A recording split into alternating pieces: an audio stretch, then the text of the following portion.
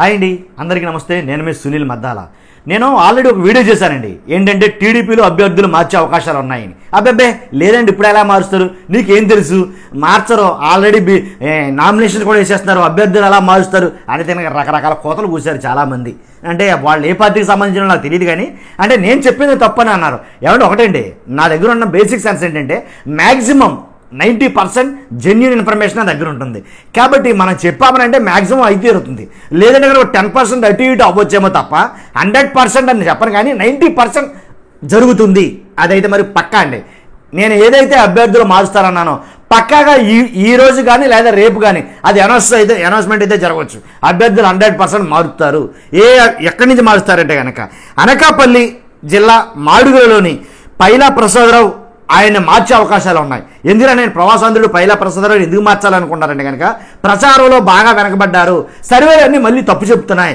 కాబట్టి ఈసారి అతను నుంచుంటే కనుక 100% ఓడిపోతారు అనేది కనుక టీడీపీ అధినాయకుడు ఎవరైతే ఉన్నారో చంద్రబాబు నాయుడు గారు, ఆయనకైతే కనుక సందేశాలు వెళ్ళి, కాబట్టి అక్కడి నుంచి ఈ పైలా ప్రసాదరావుని అక్కడి నుంచి మార్చి అక్కడ సీటు ఏదైతే తంబలపల్లి ఉందో మాడుగుల నుంచి బండారు సత్యనారాయణ మూర్తిని అయితే కనుక అక్కడికి వేయటం అనేది జరుగుతుంది.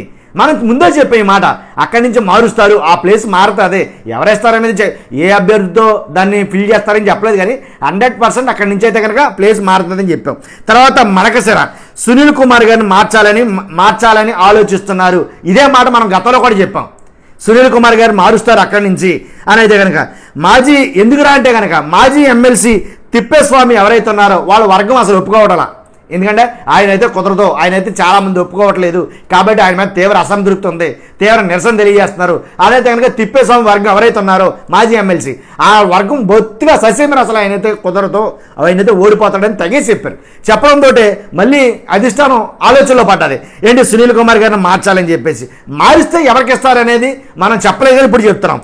దళిత విభాగం ఎవరైతే ఉన్నారో రాష్ట్ర అధ్యక్షుడిగా ఎంఎస్ రాజు గారికి ఆయనకి ఇస్తారు ఇక్కడి నుంచి సీటు. అర్థమైంది కదండి. అలాగే అన్నమయ్య జిల్లా తంబళ్ళపల్లి కూడా ఖచ్చితంగా మార్చే సీట్లు ఇది కూడా ఒక సీటే.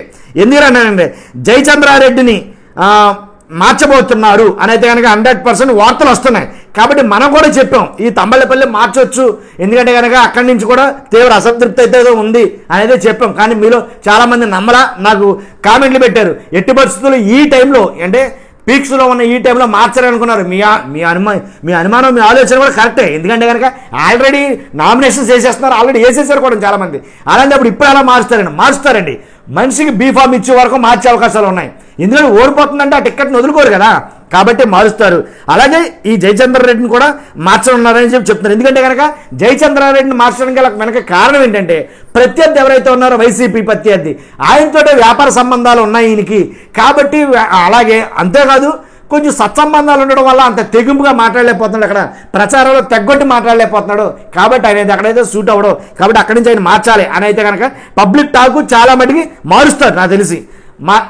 తర్వాత మదనపల్లి మాజీ ఎమ్మెల్యే అక్కడికి ఎవరిని వేస్తారంటే కనుక మదనపల్లి మాజీ ఎమ్మెల్యే రమేష్ సతీమణి సరళారెడ్డి గారిని కానీ, మాజీ ఎమ్మెల్యే శంకర్ యాదవ్ కానీ, కొండా నరేంద్ర కానీ వీళ్ళ పేర్లు మాత్రం వినిపిస్తున్నాయి. ఎవరో ఒకరు, వీళ్ళని పక్కగా చెప్పలేను, కానీ వీళ్ళలో ఎవరో ఒకరు మాత్రం అక్కడ మాత్రం వేస్తారు. అలాగే దెందులూరుని మాత్రం బీజేపీ పెడుతుందన్న వార్త అందరికీ తెలుసు. కానీ తెలియంది ఏంటంటే కనుక ఎట్టి పరిస్థితుల్లో కానీ ప్రభాకర్ ఎవరైతే చింతమనేని ప్రభాకర్ అంటే ఒప్పుకోడు ఆయన 100%. అవసరమైతే ఇండిపెండెంట్గా కానీ రెబల్గా కానీ పోటీ చేస్తాను తప్ప ఇక్కడి నుంచి ఈ స్థానం నుంచి సీటు వదులుకోనని మొహమాట లేకుండా నారా చంద్రబాబు నాయుడు గారి దగ్గర తెగే చెప్తాడు కూడా. అటువంటి నైజమైంది. కాబట్టి ఇంకొకటి ఏంటంటే ఇక్కడి నుంచి 100% మారుతుందని చెప్పా. ఎప్పుడు శివరామరాజు ఏదైతే రామరాజుకి ఇచ్చారో సీటు, రామరాజుకి ఇవ్వడంతో అక్కడి నుంచి కలవపూడి శివరామరాజు ఎవరైతే ఉన్నారో ఆయన రెబల్గా పోటీ చేయడం జరిగింది. కాబట్టి ఇద్దరు కూడా ఎన్నికల ప్రచారంలో పాల్గొన్నారు. నేనంటే నేను, నువ్వంటే నువ్వా, నేనంటే నేను అన్నట్టుగా దెబ్బ హోరహోరీగా ప్రచారమే చేస్తున్నారు. మధ్యలో మూడో వ్యక్తిగా ట్విస్ట్ ఏంటంటే ఆయనగా రఘురామరాజు. ఆయన గురించి నేను ప్రత్యేకించి చెప్పనవసరం లేదు. ఆల్రెడీ ఇద్దరు నాయకులు అంటే పవన్ కళ్యాణ్ గారు చంద్రబాబు నాయుడు గారు ఉన్నప్పుడే నేను నరసాపురం నుంచి పోటీ చేస్తానని ఆయనగా చెప్పేసుకోవడం, ఆయనకి ఎవరు చెప్పనవసరం లేదండి. ఆయన పోటీ చేస్తానంటే పోటీ చేస్తాడు అంతే. ఏదో రకంగా ఒప్పిస్తాడు, మాయా చేస్తాడు మంత్రమే చేస్తాడో తెలియదు కానీ ఒప్పిస్తాడు. అలాగే ఇప్పుడు ఉండి సీట్లు ఒప్పించాడు. ఏంటంటే చంద్రబాబు నాయుడు గారిని ఒప్పించారు. కాబట్టి మరి ఇక్కడ బీఫామ్ ఇచ్చినటువంటి రామరాజు గారి పరిస్థితి ఏంటి అని మీకు చాలామంది రావచ్చు. ఆయనకి ఏదైతే పశ్చిమ గోదావరి జిల్లా ఉందో జిల్లా అధ్యక్షుడిగా ఆయనకి పదవి ఇస్తారో, పదవి ఇచ్చి ఈ రామరాజు వాళ్ళిద్దరిని శాంతింపజేస్తాడు, అవసరమైతే దువ్వుతాడు, ఏదో చేస్తాడు, మొత్తానికి వాళ్ళిద్దరిని ఏంటి సముదాయిస్తాడు. దాంతో అక్కడ పోటీ ఉండి రఘురామకృష్ణరాజు గారు ఎమ్మెల్యే అభ్యర్థిగా పోటీ చేయబోతున్నారు. కాబట్టి నేను చెప్పిన ఏది కూడా యథార్థమేనండి. మార్చాలంటే మారుస్తారంటే మారుస్తారు. 90% ఇన్ఫర్మేషన్ మన దగ్గరకు వచ్చిన తర్వాతే వీడియో చేస్తాం, ఒత్తిడి వీడియో చేయం. ఇది మీరు గట్టిగా నమ్మొచ్చు. అందువల్ల ఖచ్చితంగా సబ్స్క్రైబ్ చేయండి. ఈ వీడియోని మీరు ధీమాగా షేర్ చేయొచ్చు. అంతేకాదు కొత్త వాళ్ళు అయితే 100% సబ్స్క్రైబ్ చేయండి. ఎందుకంటే ఇలాంటి పొలిటికల్ వీడియోస్ మీ ముందుకు తీసుకురావడానికి ప్రయత్నం చేస్తుంటాను. Thank you very much.